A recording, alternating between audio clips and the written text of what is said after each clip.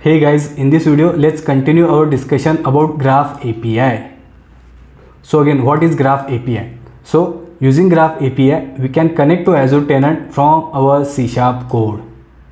So for example, using Graph API we can read the users from tenant, we can invite new users from our C# code. Now guys, in order to use Graph API we need something called app registration or client ID. We need client secret, then tenant ID, then we need to provide the permission to our app registration to work with the users in tenant. Now guys, as far as this video is concerned, we will just create this setup in Azure portal. So basically in Azure portal we will create app registration, we will add client secret, we already have tenant ID, and then we will provide the required permission to our app registration, and then we will configure these things, that is we will configure this client ID, client secret and tenant ID in our Visual Studio project. So basically we will create ASP.NET Core Web API project in Visual Studio. We will configure these things in that project, and as of now we will simply return hard-coded list of employees. So again, let's just keep it simple, and as of now let's just configure the setup, okay? And then in our next video we will modify that ASP.NET Core Web API project to actually return the list of users from tenant. And now let's go to the Azure portal. So guys, we are in Azure portal, and now let's click on this Microsoft Entra ID. So now we are in this tenant, that is in this directory, and now can you see this applications? So let's click on it. I will say new registration. So basically we are adding new app registration. So let's give name. So I will say user management app registration. I will say register. Now as we have this client ID, that is application ID, so let's copy it somewhere. So this will be our client ID. Now as let's add a client secret. So let's click on this. I will say new client secret. Let's give name, and I will say add. Now is important thing, this client secret, it is visible only once, so let's copy it somewhere. So let's again copy it in Notepad. Now let's click on this overview, and now we need this tenant ID as well. So again let's copy it,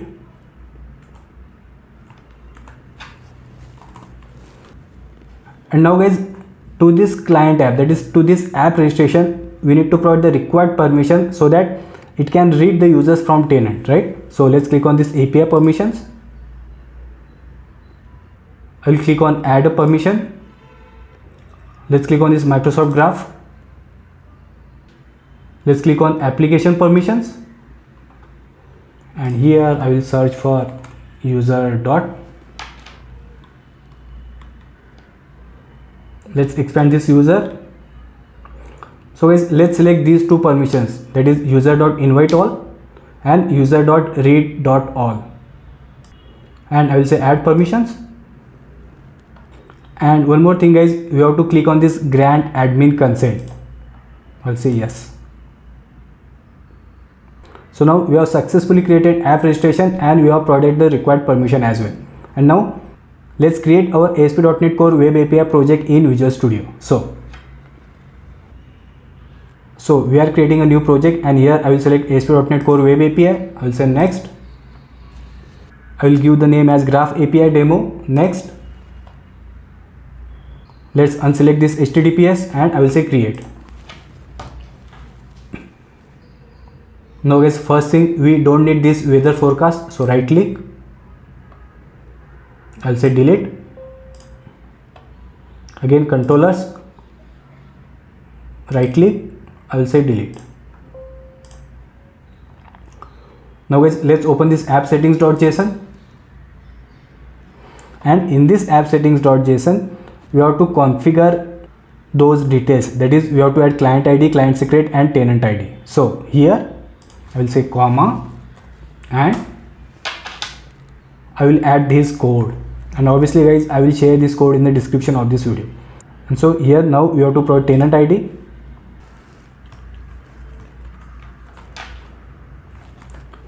And similarly, let's add client ID and client secret.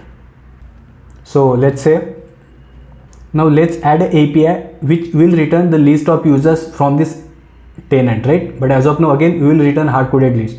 So I will right click on this controller. I will say add. I will say MVC controller empty, add. Let's give name. So I will say user management controller. I will say add. Now first I will decorate it with this, that is API controller, and then I will add this default row. So again guys, I will upload this code on the GitHub. Okay, now let's just save. Now let's just rename this method. So right click, say rename, and I will say get tenant users, and as of now let's just return hard-coded list. So I will say return. Okay, and to this I will provide this, and let's just save. And one more thing guys, we have to do is, let's just say this is HTTP get method, and I will say this method is get tenant users, and let's just save. And now let's run our project, and let's just expand this, and I will say try it out. I will say execute, and yes, this is the API which we have just called. It says 200 and it has returned the list of users as well. So that's it guys for this video, and then in our next video we will modify this code to actually get this list of users from tenant. Thank you.